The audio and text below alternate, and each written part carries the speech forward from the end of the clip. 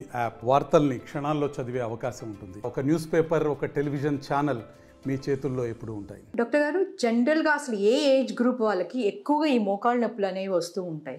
ఏ age group అనేది ఉండదురా. ఇవి నేను ముందు చెప్పిన కారణాలన్నీ చిన్నపిల్లలకు వస్తాయి. బిలో 40 ఈ ఆస్టియోఆర్థరైటిస్ అనేది బిలో ఆఫ్టర్ 50 తప్పకుండా వాళ్ళు కంప్లైంట్ చేస్తారు. ఈ పెయిన్, డిజబిలిటీ ఇన్ వాకింగ్ అనేది కంప్లైంట్ చేస్తారు 50 అబోవ్ అనుకోండి. మ్యామ్, మామూలుగా లేడీస్లో ఎలాంటి ఆర్థోపెడిక్ ప్రాబ్లమ్స్ ఎక్కువగా వస్తూ ఉంటాయి అంటారు? లేడీస్ లో సర్వైకల్ స్పాండిలోసిస్ కామన్ అమ్మ, తర్వాత పారాస్పైనల్ స్పాజమ్స్ కామన్, తర్వాత షోల్డర్ ఎడిజివ్ క్యాప్సులైటిస్ చాలా కామన్, అది డయాబెటిక్ పీపుల్ లో మోర్ కామన్. తర్వాత tennis elbow common. Tennis elbow అంటే ఎల్బో దగ్గర పెయిన్ ఉంటుంది అనమాట. ఈ tennis elbow common. Osteoarthritis 80% female patients ఏ ఉంటారు. తర్వాత ప్లాంటర్ ఫేషియైటిస్ అది కూడా లేడీస్ లోనే కామన్ అనమాట. రుమటాయిడ్ ఆర్థరైటిస్ అనే ఒక డిసీజ్ 95% లేడీస్ లో ఉంటది. Only 5% of the population men ఉంటారు అనమాట. మేడం, ప్లాస్మా థెరపీలో కొన్ని మిక్స్ ఉన్నాయి. అంటే ఏంటంటే అసలు సర్జరీస్ ఏమీ అవసరం లేకుండా ఒక ఇంజెక్షన్ ద్వారా ఈ మోకాళ్ళ నొప్పులు తగ్గించవచ్చని, లేకపోతే 4th స్టేజ్లో తర్వాత ఈ ప్లాస్మా థెరపీ ఉపయోగపడదని, ఇలా కొన్ని మిక్స్ ఉన్నాయి. నిజంగా అసలు ప్లాస్మా థెరపీ పనిచేస్తుంది అంటారా? అది యూజువల్గా ఇప్పుడు సొసైటీలో బాగా పేషెంట్స్ కన్ఫ్యూజ్ అయిపోయి, తర్వాత అడ్వర్టైజ్మెంట్ పెయిన్ మేనేజ్మెంట్ క్లినిక్స్కి ఎక్కువ అయిపోయి చేయొచ్చు. ప్రతి ఒక్కళ్ళు వాళ్ళకి తెలిసిన విద్యని ప్రాక్టీస్ చేసుకోవటం తప్పలేదు. నాకు సర్జరీస్ తెలుసు కాబట్టి నేను సర్జరీస్ చేస్తాను. పెయిన్ మేనేజ్మెంట్ వాళ్ళు రేడియో ఫ్రీక్వెన్సీ అబ్లేషన్స్ చేస్తారు, ఇంకా అంటే లైక్ ప్లాస్మా థెరపీ ఇస్తారు. ఎస్, ఇవ్వచ్చు. ఎవరి ఒపీనియన్ వాళ్ళది. అది హైపోథెటికల్గా ప్లాస్మా పనిచేస్తుంది లేదు అనేది అది ప్రూవెన్ ఫ్యాక్ట్ కాదు. తీసుకుంటే నష్టమా, తీసుకుంటే ప్రాబ్లమా అంటే స్టెరైల్ ప్రికాషన్స్తో తీసుకుంటే ప్రాబ్లం ఏం లేదు. అలానే ప్లాస్మా థెరపీకి లక్షలు ఖర్చు పెట్టుకోవాల్సిన అవసరం అయితే లేదు. అది how far it is useful అనేది ఇంకా అది తెలియని ఫ్యాక్ట్ అనమాట. కొంతమంది it is proven fact, plasma help చేస్తుంది. కానీ first stage, second stage, third stage తర్వాత ప్లాస్మా రోల్ ఏం లేదు. అలా ఇచ్చే వాళ్ళని నేనేం కామెంట్ చేయట్లేదు. ఎవరి వృత్తి వాళ్ళది, ఎవరికి తెలిసిన విద్య వాళ్ళది, ఎవరి ప్రాక్టీస్ వాళ్ళది, ఎవరి అడ్వర్టైజ్మెంట్ వాళ్ళది. నేను దాన్ని ఏం క్వశ్చన్ చేయట్లేదు. కానీ 4th స్టేజ్ దాటిన తర్వాత బాగా డిజనరేట్ అయిపోయిన నీస్కి రేడియో ఫ్రీక్వెన్సీ అబ్లేషన్స్ కానీ, ప్లాస్మా థెరపీ కానీ, హెల్డానిడేస్ కానీ, స్టీరాయిడ్స్ కానీ ఏమీ పనిచేయవు. ఈవెన్ కొల్లాజన్ ప్రోడక్ట్స్ కూడా ఏమీ పనిచేయవు. సో ప్లాస్మా థెరపీ అకేషనల్గా ఇస్తాను, నేను కూడా ఇస్తాను. హెల్డానిడేస్ అప్పుడప్పుడు ఇస్తాను. కానీ దానికి బెస్ట్ అడ్వైజ్ ఏంటంటే సెకండ్ అండ్ థర్డ్ స్టేజెస్లో వచ్చిన వాళ్ళకి నీ ఎక్సర్సైజెస్, ఎస్పెషల్లీ ఐసోమెట్రిక్ ఎక్సర్సైజెస్ అనేవి నేను ఎక్కువగా ఇన్సిస్ట్ చేస్తాను. మంచి ప్రోడక్ట్స్ ఉన్నాయమ్మా ఇప్పుడు మార్కెట్లో మనకి. Type 1 collagen, type 2 collagen, boswellia extracts, rose hip extracts, MSM, ఇంకా చాలా ప్రోడక్ట్స్ ఉన్నాయి. అది వరకు రోజుల్లో కాండ్రైటిన్ సల్ఫేట్, గ్లూకోస్మిన్ 2 ఉండే. ఇప్పుడు మనకి బోల్డ్ అన్ని ప్రోడక్ట్స్ వచ్చినాయి. ఈ ప్రోడక్ట్స్తో కూడా పెయిన్ రిలీఫ్, పెయిన్ మేనేజ్మెంట్ ఉంటుంది. అది తగ్గుతుంది. డీజనరేషన్ అంత ఫాస్ట్గా ఏం ప్రోగ్రెస్ అవ్వదు. ఏదైనా మనం ఇచ్చే మందులు కానీ, ప్లాస్మా థెరపీ కానీ కంప్లీట్ క్యూర్ అవ్వటం అనేది ఉండదు. జాయింట్ డీజనరేషన్ అనేది at is a progressive disease. దాన్ని కొంచెం మనం హేజన్ అంటే లైక్ అంత త్వరగా ప్రోగ్రెస్ అవ్వకుండా మనం తగ్గించగలం. ఎక్సర్సైజెస్ చేసి పేషెంట్స్ బాగుండే వాళ్ళు ఈ కొల్లాజన్ ప్రోడక్ట్స్తో కూడా చాలామంది ఉంటారు. నొప్పి బాగా తగ్గిపోయింది డాక్టర్ గారు, చాలా బాగుంది మీ దగ్గరికి, అందుకనే నేను పంపిస్తున్నానని నాకు ఫోన్ చేసి పంపిస్తుంటారు. చాలా తగ్గిపోయింది మేడం గారి దగ్గరికి వెళ్ళాక, మేము మందులు వాడిన తర్వాత చాలా బాగున్నాము అని పంపిస్తుంటారు. సో స్టేజ్ని బట్టి ఉంటుందన్నమాట. తర్వాత పేషెంట్ యాక్సెప్టెన్స్. కొంతమంది సెకండ్ స్టేజ్ డీజనరేషన్ని తట్టుకోలేరు.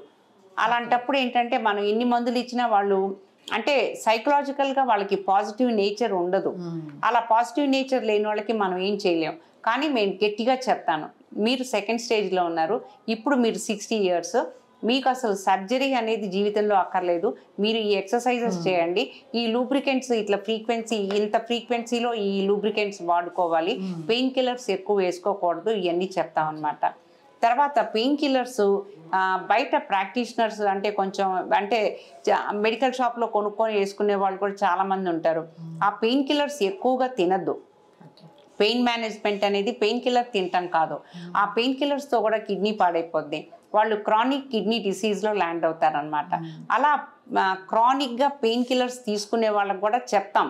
వాళ్ళకి సీరం క్రియాటినిన్ అనేది చెక్ చేసి ఈ పెయిన్ కిల్లర్ ఇంత మోతాదులో ఇంత ఫ్రీక్వెన్సీలోనే వేసుకోవాలి, ఎక్కువ వేసుకోకూడదు, ఈ కొల్లైట్స్ వాడుకోండి, ఈ ఎక్సర్సైజెస్ చేయండి అని. తర్వాత నీ బ్రేసెస్, నీ క్యాప్స్ మంచివి ఉన్నాయి, ఇప్పుడు హింజ్ నీ బ్రేసెస్ ఉన్నాయి. ఆ బ్రేసెస్తో కూడా వాళ్ళకి మంచి సపోర్ట్ ఉంటుంది, ఎస్పెషల్లీ నీ ఎక్సర్సైజెస్. తర్వాత అవాయిడ్ చేసుకోవాల్సిన యాక్టివిటీస్ ఏంటంటే స్టేర్ కేస్ క్లైంబింగ్ చేయకూడదు, repeated sitting on the floor level చేయకూడదు, ఫార్వర్డ్ బెండింగ్ చేయకూడదు. ఈ 3 యాక్టివిటీస్ తోటి నీ పెథాలజీ ఎక్కువ అవుతుంది అనమాట. అందుకని అవి చేయకూడదని చెప్తాం అనమాట. తర్వాత ప్లెయిన్ సర్ఫేస్ మీద వాళ్ళు ఎన్ని కిలోమీటర్స్ అయినా నడవచ్చు, అలా చెప్తారనమాట. నడిస్తే మాకు మోకాళ్ళు అరుగుతాయా, మీరు ప్లెయిన్ సర్ఫేస్ మీద మీరు మంచి వాకింగ్ షూ వేసుకొని, తర్వాత సిలికాన్ హీల్ ప్యాడ్స్ అనేవి షూలో పెట్టుకొని మీరు ఎన్ని కిలోమీటర్లు నడిచినా ఏమి మోకాళ్ళు అరగవు. మీరు only staircase climbing, forward bending, sitting on the floor level ఇలాంటివి, అంటే వంగి పని చేయటము, కింద కూర్చోవటము, మెట్లెక్కటము ఇలాంటివి చేస్తేనే మోకాళ్ళు ఎక్కువగా అరుగుతాయి అన్నమాట. అది పేషెంట్స్కి ఇవన్నీ చెప్తే వినాలి. డాక్టర్ గారి దగ్గరికి వచ్చాక కొంచెం పేషెన్స్ ఉండాలి. మన ఇండియన్ పేషెంట్స్ ఏంటంటే డాక్టర్ దగ్గర ఒక హాఫ్ అన్ అవర్ ఉండగానే రెస్ట్లెస్నెస్, డాక్టర్ గారు అపాయింట్మెంట్ ఇచ్చారు లేదు ఏంటి ఏంటి ఏంటి అని. అదే కోర్టులో అయితే ఇయర్స్ ఉంటారు, పోలీస్ స్టేషన్స్లో అయితేనేమో మంత్స్ ఉంటారు. డాక్టర్ దగ్గరికి వచ్చాక హాఫ్ అన్ అవర్కి హడావుడి గందరగోళం, పిఏ ఏడ్చేదాకా హడావుడి చేస్తారు.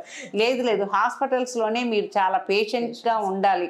ఎందుకంటే మీ ప్రాబ్లమ్స్ మేము వినాలి, మేము చెప్పేది మీరు వినాలి. ఈ 2 చాలా ఇంపార్టెంట్. అదే అనమాట నేను పేషెంట్స్కి చెప్పే అడ్వైజ్ ఏంటంటే, డాక్టర్ గారు ఓపీలో లేకపోతే ఎక్కడా ఉండరు, థియేటర్లో ఉంటారు.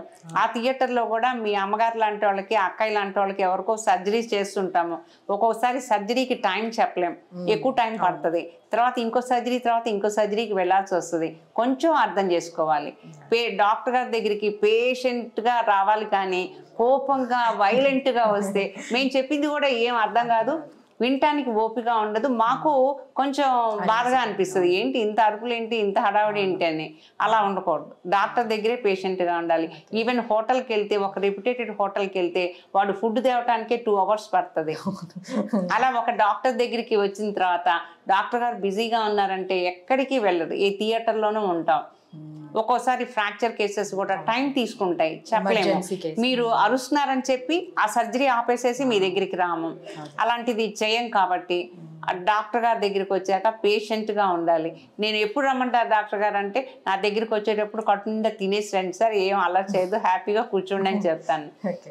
లేదు డాక్టర్ గారు నాకేం కోపం లేదండి, మీరు నాకు 10:30కి అపాయింట్మెంట్ ఇచ్చారు, 11:30 అయింది కదా అందుకని చెప్తున్నాను అని అంటారనమాట. మా దగ్గరకు వచ్చేసరికి కూల్గానే ఉంటారు మోస్ట్ ఆఫ్ ద పేషెంట్స్, కానీ హడావుడి అంతా రిసెప్షన్ దగ్గర ఉంటుంది అనమాట. Thank you madam. సో చూసారు కదండి, ఇది ఈ రోజు మన ఇంటర్వ్యూ. తిరిగి మరో ఇంటర్వ్యూతో మళ్ళీ కలుద్దాం. అంతవరకు కీప్ వాచింగ్ ఆర్టీ. మరిన్ని వీడియోస్ కోసం ఛానల్ ని సబ్స్క్రైబ్ చేయండి, లేటెస్ట్ అప్డేట్స్ కోసం వాట్సాప్ ఛానల్ ని ఫాలో చేయండి, అండ్ లింక్ అదే